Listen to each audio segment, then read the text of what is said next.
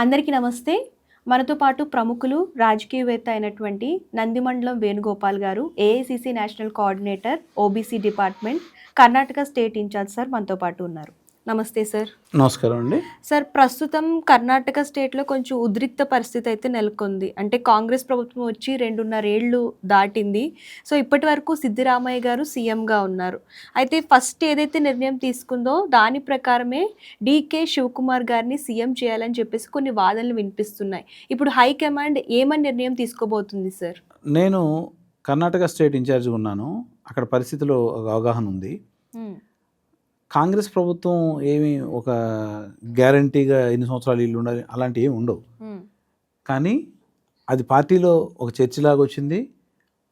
Decay Shivakumar గారు ఉంటే బాగుంటుందని కొంతమంది అనుకునే వాళ్ళు ఉన్నారు. సార్ సిద్ధరామయ్య గారే ఉంటే 5 సంవత్సరాలు బాగుండేవాళ్ళు అనుకుంటారు. ఇప్పుడు ఎమ్మెల్యేలు మంత్రి పదవుల కోసం ఢిల్లీకి వెళ్తున్నారు కాబట్టి చాలామంది మంత్రివర్గ విస్తరణ చేయాలని మా సీఎం గారు మన సిద్ధరామయ్య గారు అడిగారు కాబట్టి దానికని ఇలా అనుకుంటున్నారు. దానికే మీకు ఈరోజు క్లియర్గా డికే శివకుమార్ గారు ప్రెస్ మీట్ పెట్టి మరీ క్లారిటీ ఇచ్చారు. అలాంటి ఏం సీఎం మార్పు ఉండదు, సీఎం చేంజ్ అనేది ఉండదు, నేను సహకరిస్తాను, 5 సంవత్సరాలు సిద్ధరామయ్య గారు ఉంటారని చెప్పి క్లారిటీ ఇచ్చేశారు. అంతేగాని బయట ప్రచారం జరుగుతున్నట్టు 2.5 సంవత్సరం ఇద్దరు పంచుకున్నారు, అలా ఉండాలి, అలాంటివి ఏమీ లేవు.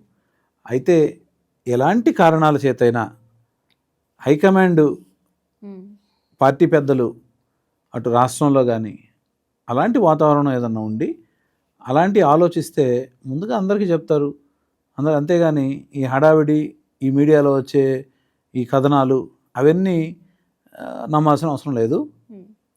వీటి